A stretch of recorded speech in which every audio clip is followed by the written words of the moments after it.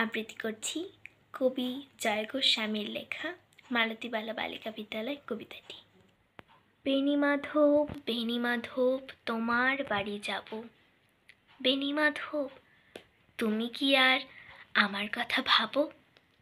বেণীমাধব মোহনবাসী তমাল তরুমূলে বাজিয়েছিলে।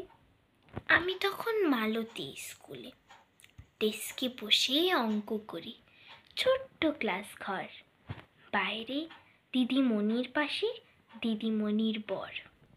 আমি তখন নবম শ্রেণী, আমি তখন শাড়ি। আলাপ হলো বেণীমাধব সুলেখাদের বাড়ি। বেণীমাধব বেণীমাধব লেখা পড়ায় ভালো, শহর থেকে বেড়াতে এলে আমার রং কালো। তোমায় দেখে এক দৌড়ে পালিয়ে গেছি ঘরে। বেণীমাধব আমার বাবা দোকানে কাজ করে। কুঞ্জে অলি গুঞ্জে তবু ফুটেছে মঞ্জুরি, সন্ধেবেলায় পড়তে বসে অঙ্কে ভুল করি।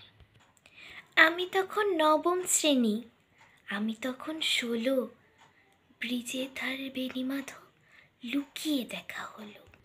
বেণীমাধব বেণীমাধব এত দিনের পরে সত্যি বলো, সেসব কথা এখনো মনে পড়ে। সেসব কথা বলেছ তুমি তোমার প্রেমিকাকে। আমি কেবল একটি দিন তোমার পাশে তাকে দেখেছিলাম আলোর নিচে, অপূর্ব সেই আলো। স্বীকার করি দুজনকেই মানিয়েছিল ভালো। জুড়িয়ে দিল চোখ আমার, পুড়িয়ে দিল চোখ, বাড়িতে এসে বলেছিলাম ওদের ভালো হোক। রাতের বেলা ঘুমাতে যাই একতলার ঘরে, মেঝের উপর বিছানা পাতা জ্যোৎস্না এসে পড়ে। আমার পরে জীবন ছিল চোরাপথের বাঁকে, মিলিয়ে গেছে জানি না আজ কার সঙ্গে থাকে।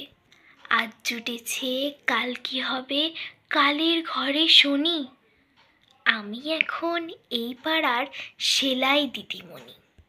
তবু আগুন বেণীমাধব আগুন জ্বলে কই? কেমন হবে আমিও যদি নষ্ট মেয়ে হই? ধন্যবাদ।